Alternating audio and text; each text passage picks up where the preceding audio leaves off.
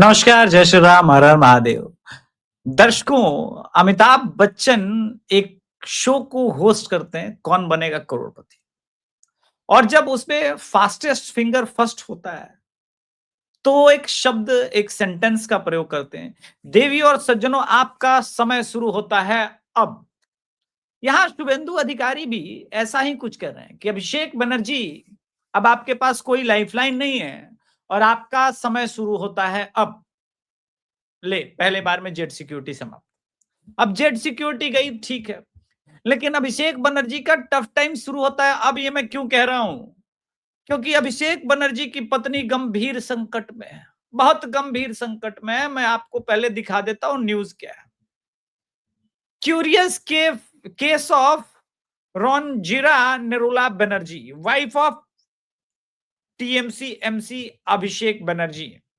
अब क्या है, इन्होंने, इनके रिकॉर्ड के अनुसार इनके दो दो बाप है। फिल्म आई थी गोपी किशन, जिसमें दो सुनील शेट्टी होते हैं, तो जो गोपी का बेटा होता है वो एक बार देख के बोलता है, आइला मेरे दो दो बाप।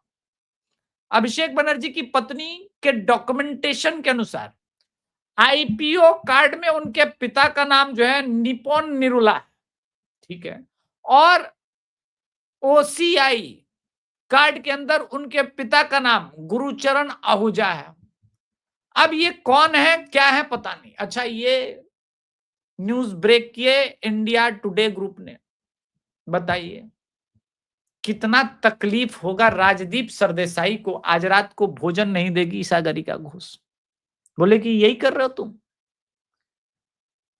यही यही तुम्हारा ड्यूटी था। इस न्यूज को तो सामने नहीं आने देना चाहिए। और तुमको पता है कि अभिषेक तिवारी शो की पूरी टीम ढूंढती रहती है एक न्यूज इस प्रकार के।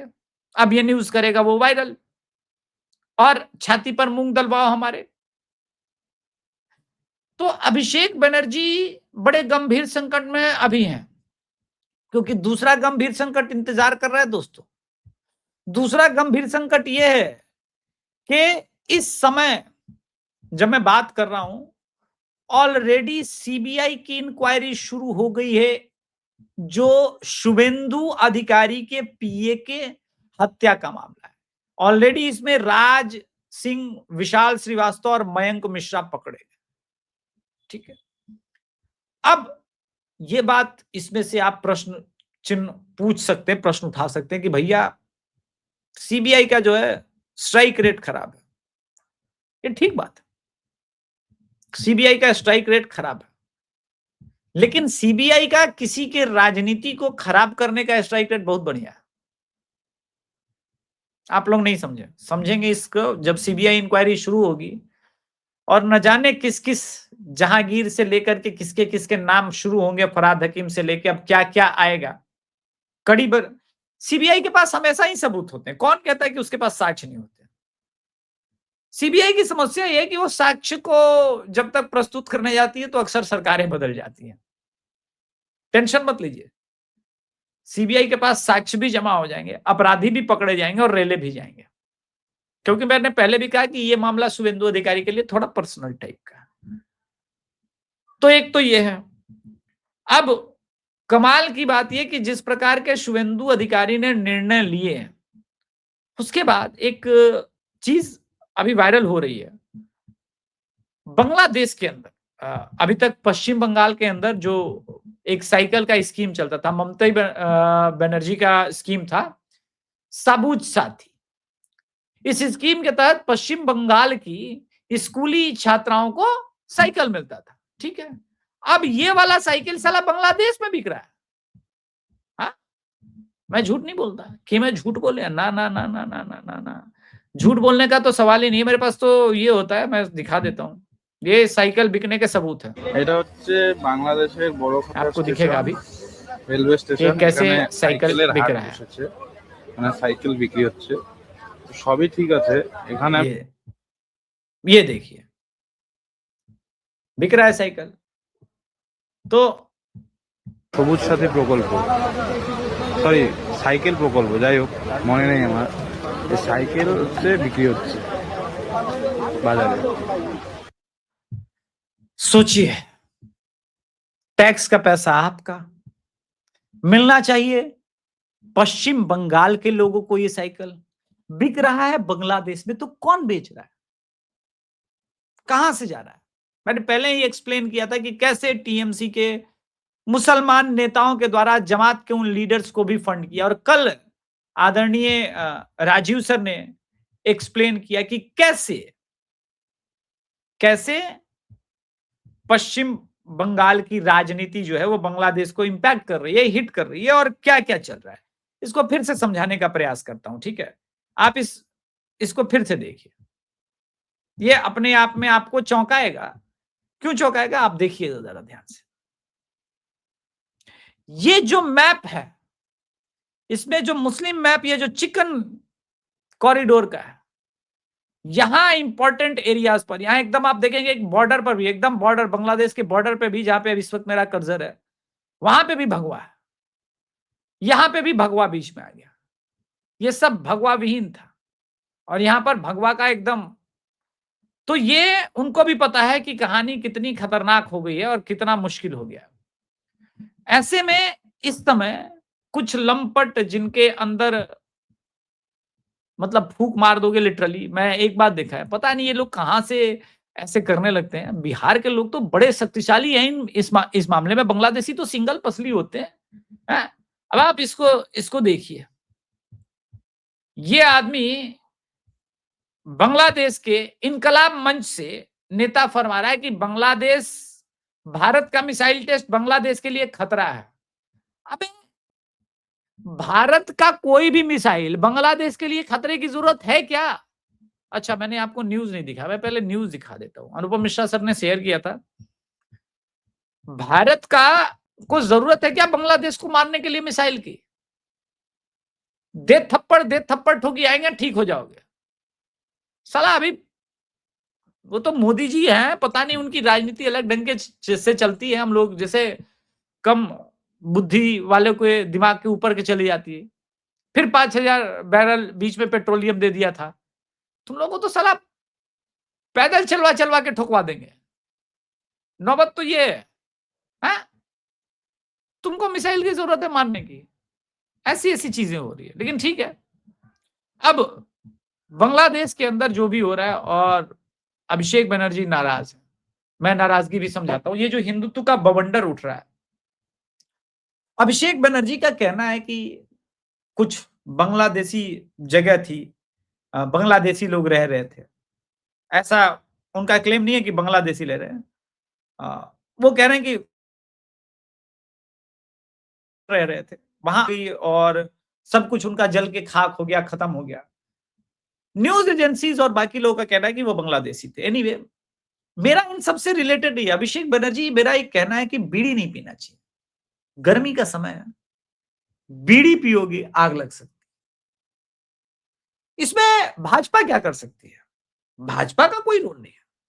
हाँ, अगर आपको यह तकलीफ है कि बंगाल फिर से भारत को रास्ता दिखा रहा है, और इस बार जो बंगाल का हिंदुत्व, जो बंगाल का अरविंदो घोष वाला हिंदुत्व है, बंगाल हिंदुत्व की जननी है भाई साहब। लोगों को लेफ्ट लेफ्ट ही दिखाया। ये तो इतिहासकारों ने हमसे छुपाया, झूठ बोला, वरना हिंदुत्व की जननी तो बंगाल है। वंदे मातरम कहां से निकला? राष्ट्रवाद की जननी पश्चिम बंगाल है। वंदे मातरम, जनगण मन, सनातन ही राष्ट्र है, ये भी बंगाल से निकला। ये भी बंगाल से निकला। अब बंगाल से नई चीज निकली है जो लोगों को टेंशन में डाल रही है। नई चीज, बंगाल के मंदिरों में एक उद्घोष सुनने को मिल रहा है, हिंदू हिंदू भाई भाई। अब इससे बांग्लादेशी, आरफा खानम, शेरवानी, राणा, और भी कुछ लोग तकलीफ में हैं जो सेकुलर लिबरल है।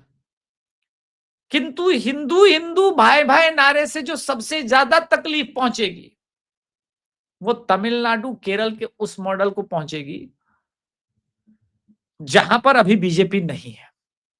किंतु इस बात को ध्यान देने की समस्या, ध्यान से सुनने और समझने की बात है। भाजपा 2011 में बंगाल में नहीं थी। 2020 16 में 3 सीट पर आई, केरल में भी 3 सीट पे है। मैं बता रहा हूं अगली बार 77 पे आ गई और उसके अगले बार सरकार बन गया।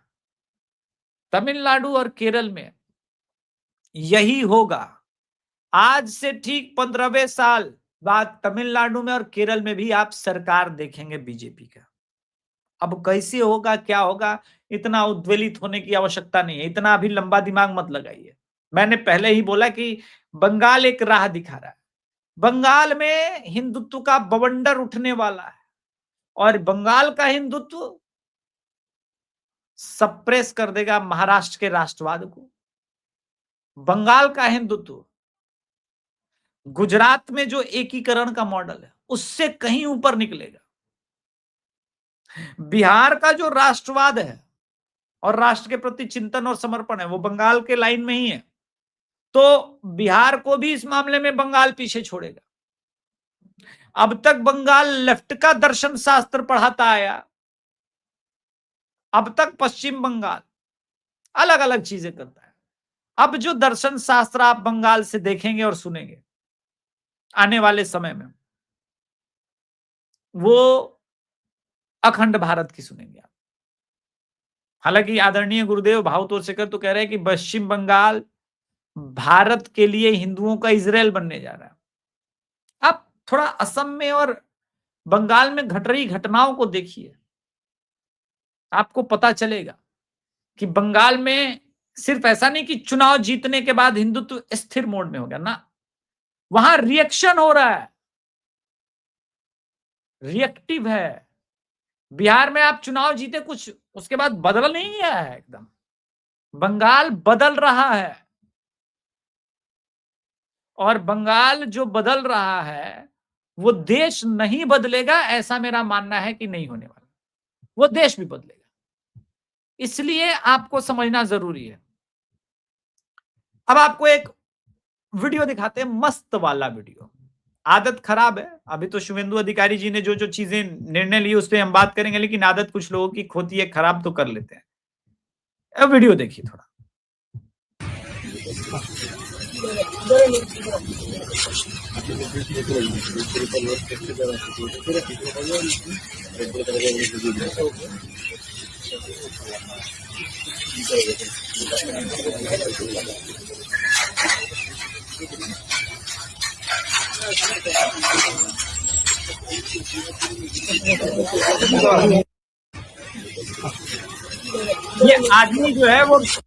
ये आदमी जो है बेडशीट के अंदर छुप के आ रहा था। अरे भाई, इतनी आदत खराब हो गई तुम लोग के कि बेडशीट में लिपट के भारत के अंदर घुसना चाह रहे हो। सुना नहीं शुभेंदु अधिकारी ने क्या बोला? 45 डेज के अंदर फेंसिंग के लिए सारी भूमि दे दी जाएगी। अब आ जाना थोड़ा मुश्किल होगा, बाकी लिटाई पिटाई ठुकाई वो अलग जारी है। अब आप समझिए कि मामला कितना अलग जाएगा है? अब शुभेंदु अधिकारी को बांग्लादेशी मौलाना संदेश दे रहे हैं कि सबको बुर्का पहना देंगे, सबको भारत में आके मुसलमान बना देंगे। भाई, इतने बांग्लादेशी उद्वेलित क्यों है, हमको समझ में नहीं आया। बांग्लादेशी इतने दिनों से, ऐसा तुम्हारा बाप मर गया है? পশ্চিমবঙ্গে উগ্র হিন্দুত্ববাদী বিজেপি ক্ষমতায় এসেছে।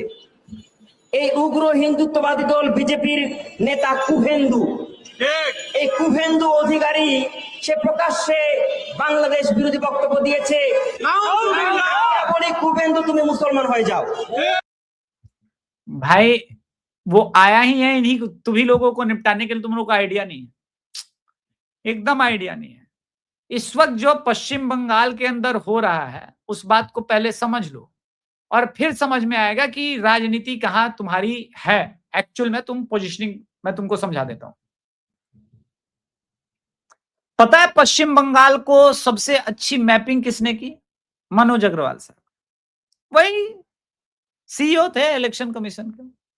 उनको पश्चिम बंगाल का नया चीफ सेक्रेटरी बना दिया शुभेंदु अधिकारी ने। शुभेंदु अधिकारी जिस प्रकार से लगातार बैटिंग कर रहा है, बल्लेबाजी कर रहा है ना, वो भाई साहब आपके ऊपर का चीज है, ठीक है। आईएएस, बीजेपी सरकार में आईएएस मनोज अग्रवाल बने बंगाल के नए मुख्य सचिव। रिटायरमेंट से पहले मिला 2 साल का सेवा विस्तार, और 2 साल में तो भैया तुमको रगड़ के रख देगा, तुमको पता नहीं है। ये जितने बाबू लोगों ने अब तक स्कैम किए ना, मैंने बोला ना कि अभिषेक बनर्जी बहुत खतरे में है, बहुत खतरे में है। ये जितने स्कैम तुम लोगों के हुए ना इतने दिनों से, एक एक की ठुकाई, सुताई और रिलाई, सब। बड़ा शौक था ना तुमको ईडी वालों को अरेस्ट करने का, सीबीआई को अरेस्ट करने का। वो एक जने निपट लिया, अभी ईडी टांग के लेके गई टीएमसी के एक और आदमी को। आपको तो पता ही है, मैं क्या बोलूं, जो स्थिति है कितनी गंभीर है। दरअसल जिस प्रकार की राजनीति, ठीक है, ये जो सुजीत बोस साहब ईडी के द्वारा उठा लिए गए हैं, आपको क्या लगता है बक देंगे? ये कोई मनीष सिसोदिया नहीं है। सारा सारा चिट्ठा, सारी पोल पट्टी खोल देंगे। और शिक्षा विभाग का घोटाला, वो आपने तो उसको टिकट भी नहीं दिया था, वो तो पहले से ही रिवेंज मोड में है। वो तो सारा इल्जाम ममता बनर्जी और अभिषेक बनर्जी पर डाल देगा। मैं अनुब्रतो मंडल की बात कर रहा हूं। ये जितने टीएम बंगाल के कल्चर पता है ना आपको, है? ये जितने तुम्हारे एसेट बने फिर रहे थे ना, इनमें से कोई एसेट वैसेट नहीं रह जाएगा। दरअसल ये जब जहाज डूबता है तो मैंने सुना है कि सबसे पहले चूहे भागते हैं, लेकिन ये चूहे तो भाई पूरे जहाज को कुतर कुतर के भाग रहे हैं। बोला नाव में थोड़ी कम छेद है, पूरा छेद करके जाएंगे। ममता बनर्जी ने अभी रिसेंटली एक इंटरव्यू में, मतलब प्रेस कॉन्फ्रेंस में बुलाया और बोला कि लेफ्ट, अल्ट्रा लेफ्ट, कांग्रेस, सब मेरा सहयोग करो, मेरा सपोर्ट करो, सब मेरे साथ आ जाओ। लेफ्ट ने बोला ना भाई, हम तुम्हारे साथ नहीं आने की, यही तो गोल्डन अपॉर्चुनिटी है रिवाइव करने का। अब तो मुद्दा यह है कि बंगाल के मुसलमानों का उत्तराधिकारी कौन होगा? ओवैसी होगा, हुमायूं कबीर होगा, टीएमसी होगी, कांग्रेस होगी, या स्वयं लेफ्ट होगा? क्योंकि लेफ्ट के पास अपना कैडर है। हमारे ऑफिस खुल गए। जितना हमारा ऑफिस पे तुम लोगों ने, टीएमसी वालों ने गुंडई करके कब्जा के रखा था, अब तो हमारा खुल गया, अब तो हम राजनीति कर पाएंगे।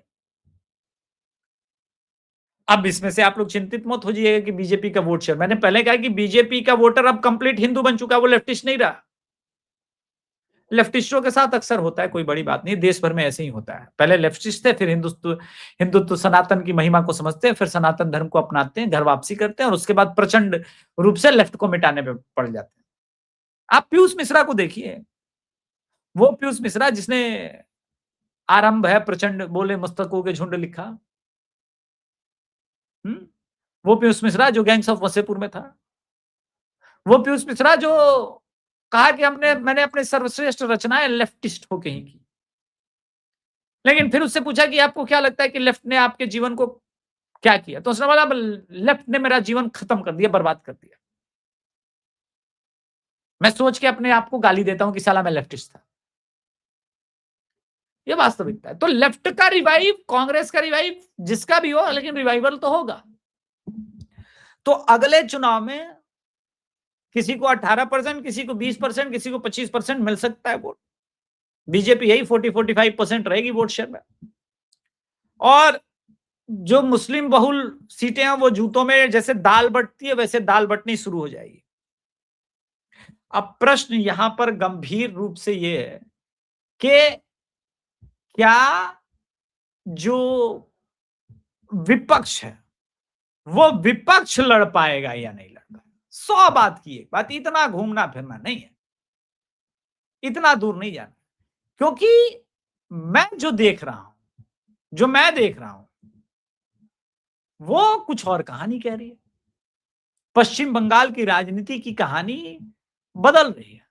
और आप देखिए कि इस समय जो क्षेत्रीय दल, ठीक है, वो कह रहे हैं कि क्षेत्रीय दलों की कांग्रेस के सामने कोई औकात नहीं है, भाजपा को कांग्रेस ही हराएगी, ये कांग्रेस का कहना है, ठीक है।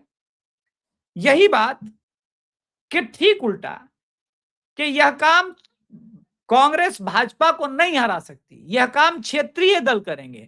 ममता अखिलेश स्टालिन के साथ महागठबंधन बनेगा। तेजस्वी यादव बिहार के नेता, ये बिहार के तेजस्वी यादव राहुल गांधी के साथ घूम रहे थे। तो आप समझ लीजिए कि बंगाल कैसे राह दिखा रहा है हिंदुत्व को, हिंदुओं को, राष्ट्र को। और यहां जूतों में दाल बटनी शुरू हो गई कि कांग्रेस बीजेपी को हराएगी, बाकी लोग कह रहे हैं कि हम लोग मिलकर हराएंगे। और यही तो है चिन्ह। इसी परिवर्तन के लिए हम और आप बेचैन थे।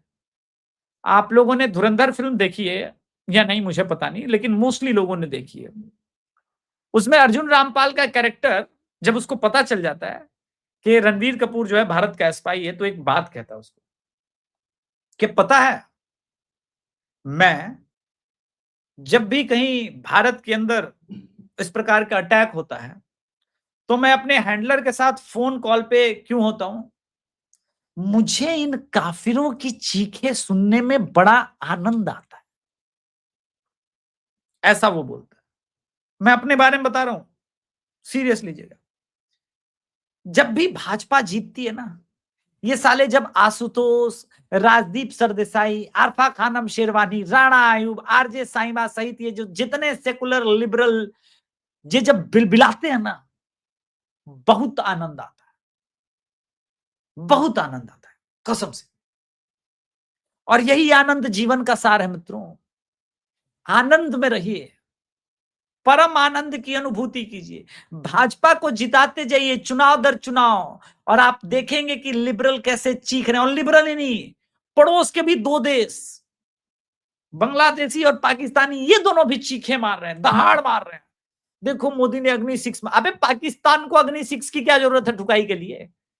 अग्नि 6 तो चीन वालों के लिए है, ये रुलाई का अलग मजा है।